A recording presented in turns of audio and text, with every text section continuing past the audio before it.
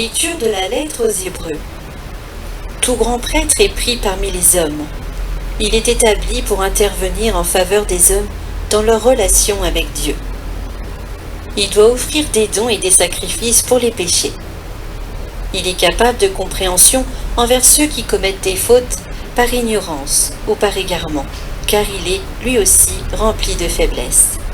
Et à cause de cette faiblesse, il doit offrir des sacrifices pour ses propres péchés comme pour ceux du peuple. On ne s'attribue pas cet honneur à soi-même. On est appelé par Dieu, comme à Aaron. Il en est bien ainsi pour le Christ.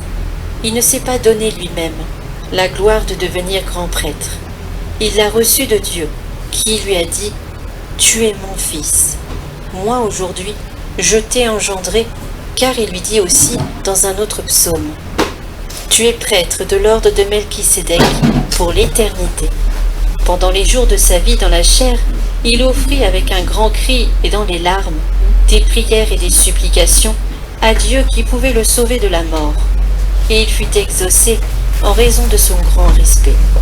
Bien qu'il soit le Fils, il a appris par ses souffrances l'obéissance et conduit à sa perfection, il est devenu pour tous ceux qui lui obéissent la cause du salut éternel, car Dieu l'a proclamé grand prêtre de l'ordre de Melchisédek.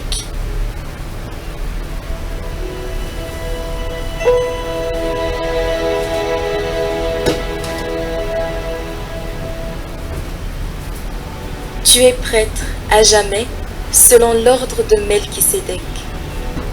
Oracle du Seigneur à mon Seigneur, siège à ma droite, et je ferai de tes ennemis le marchepied de ton trône.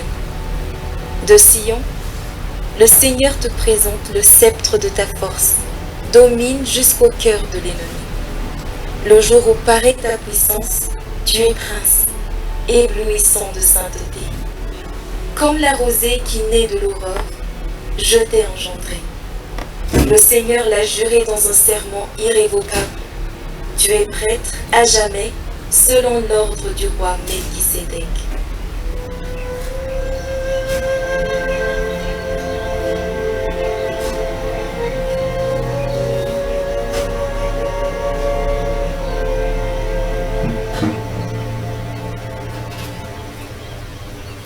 Évangile de Jésus-Christ selon saint Marc.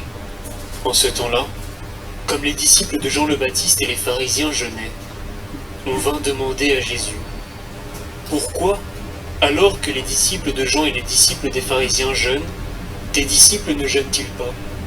Jésus leur dit « Les invités de la noce pourraient-ils jeûner pendant que l'époux est avec eux? Tant qu'ils ont l'époux avec eux, ils ne peuvent pas jeûner. Mais des jours viendront où l'époux leur sera enlevé. Alors ce jour-là, ils jeûneront. Personne ne raccommode un vieux vêtement avec une pièce d'étoffe neuve. Autrement, le morceau neuf ajouté tire sur le vieux tissu, et la déchirure s'agrandit.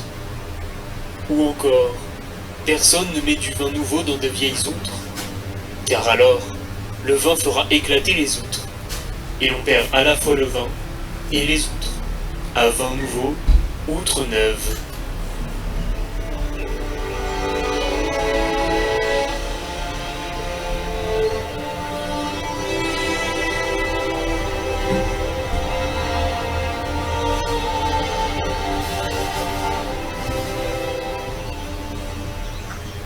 Pourquoi Jésus parle-t-il de noces, de vin et d'époux à des pharisiens? Parce qu'il ne propose pas un simple ajustement à la loi, mais un changement radical. Un Dieu qui n'est plus seulement législateur, mais époux. Ce n'est plus le temps des privations, mais celui de la rencontre, de l'intimité et de la joie avec Dieu. Jésus est l'époux divin venu épouser l'humanité, comme l'annoncent les prophètes. Son incarnation et sa présence, parmi nous, sont la manifestation de cet amour nuptial.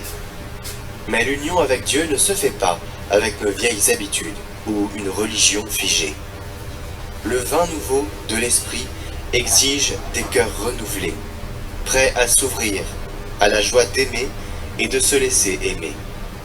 Quand il dit que l'époux sera enlevé, il annonce déjà la croix, un moment de séparation, mais aussi le prix de l'alliance éternelle. Alors souvenons-nous, à chaque Eucharistie, nous vivons cette noce mystique. Nous sommes invités à laisser derrière nous les vieilles outres et nos résistances pour accueillir pleinement son amour. La question est la suivante.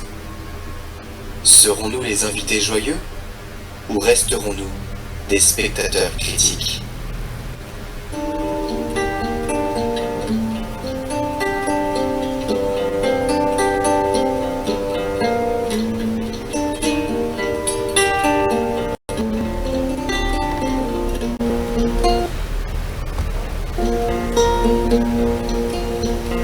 Je n'ai pas le cœur fier, ni le regard hautain.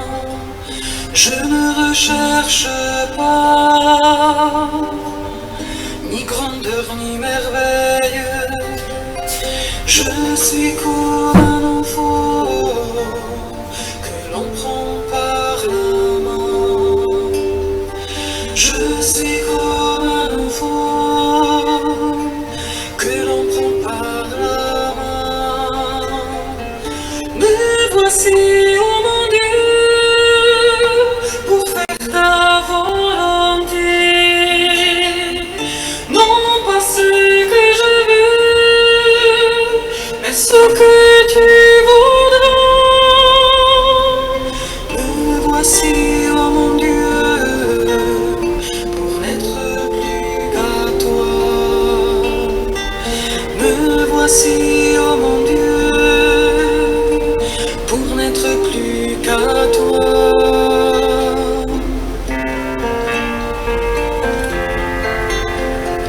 J'ai choisi de t'aimer et ma vie t'appartient. Tu traces un chemin neuf qui s'ouvre à chaque pas. Ma joie c'est d'accomplir ce que tu veux de moi. Ma joie c'est d'accomplir ce que tu veux de moi. Me voici, oh mon Dieu, pour faire ta volonté. Non pas ce que je veux, mais ce que tu voudras. Me voici, oh mon Dieu, pour n'être plus qu'à toi. Me voici, oh mon Dieu, pour n'être plus qu'à toi.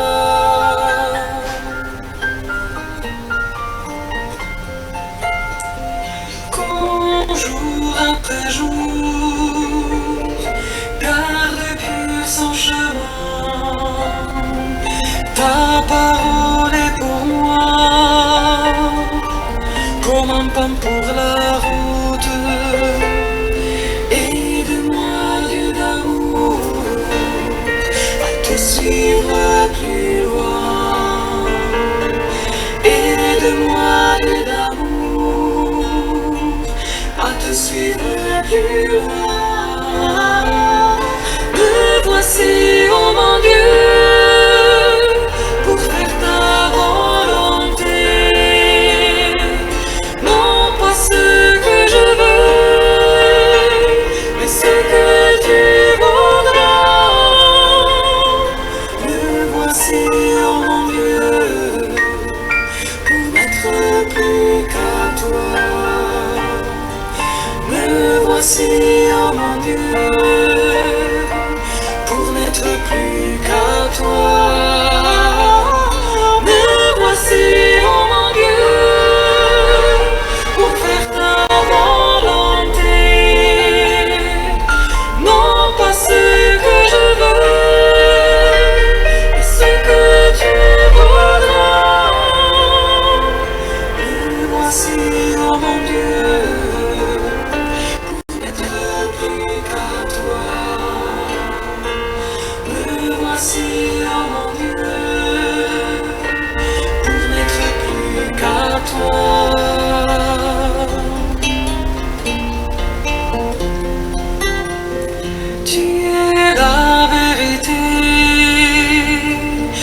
chemin et la vie.